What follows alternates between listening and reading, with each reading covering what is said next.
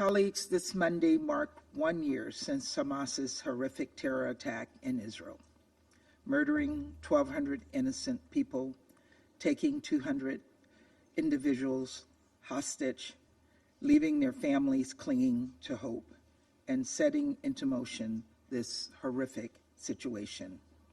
1 year since Hamas unleashed a conflict that, despite our extensive diplomatic efforts, continues to inflict tremendous suffering and pain on the Palestinian civilians in Gaza and destabilizing the region.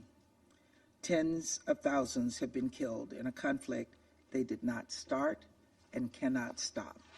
Civilians have been displaced over and over again by the fighting.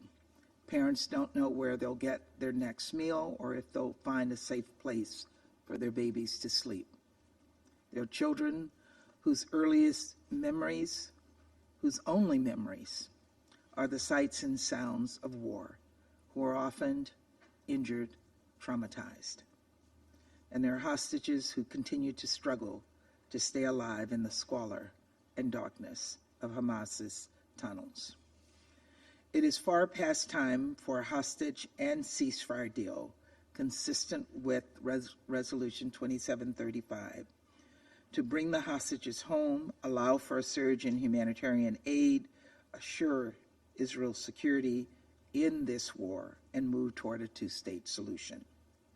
But as we push for this deal, we must also continue to work to alleviate the humanitarian crisis unfolding before our eyes. Because let's be clear, conditions are catastrophic and will further deteriorate if additional steps are not taken. Indeed, all parties must meet their responsibilities under Resolution 2720.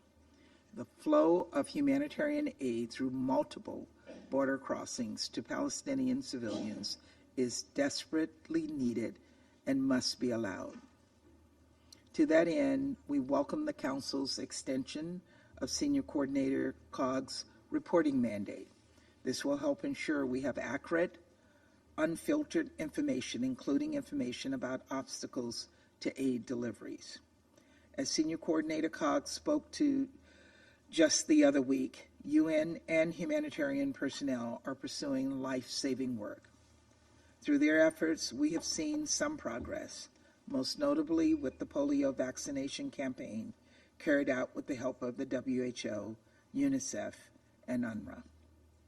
This was a textbook example of what the UN can accomplish when it has willing partners on the ground.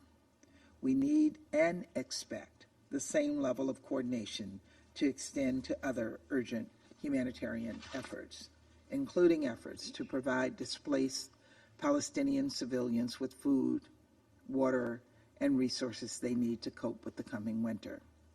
And so the United States is concerned by the situation in northern Gaza, including the announcement by Israel of a new evacuation order for several communities. We're particularly concerned that Palestinian civilians have nowhere safe to go. Already there are devastating reports of the squalid conditions in the humanitarian zone in southern and central Gaza, where more than 1.5 million displaced civilians have fled. These catastrophic conditions were predicted months ago, and yet have still not been. That must change, and now.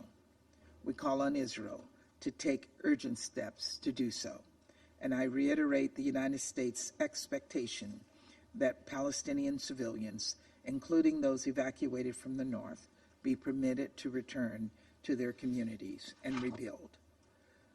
Consistent with Resolution 2735, there must be no demographic or territorial change in the Gaza Strip, including any actions that reduce the territory of Gaza.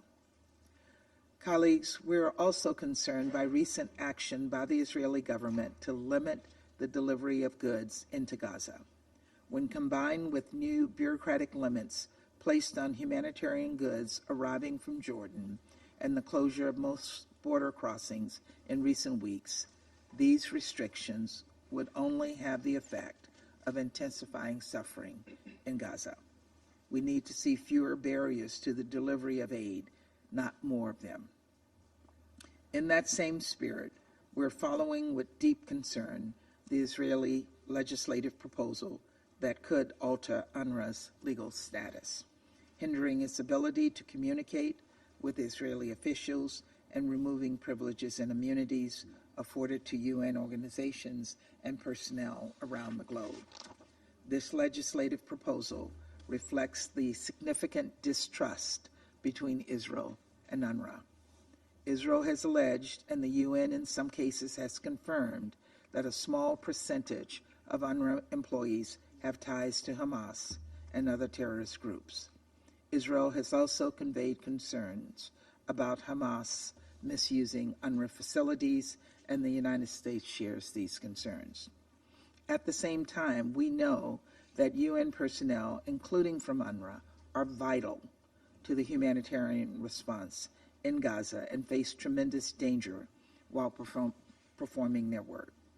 And so Israel needs to provide UNRWA additional information regarding these allegations, and UNRWA needs to have a process to address these concerns seriously and urgently and make faster progress on the much-needed reforms outlined in the Colonna report.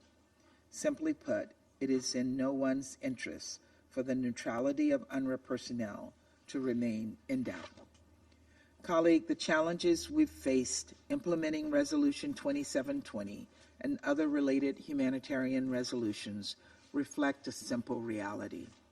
Security Council meetings and resolutions alone will not end the suffering, but the Council can and must continue to support efforts on the ground by UN agencies and other humanitarian organizations, and we can and must continue to pressure Hamas to accept the deal on the table. This must be our charge. Thank you, Madam President. Je remercie la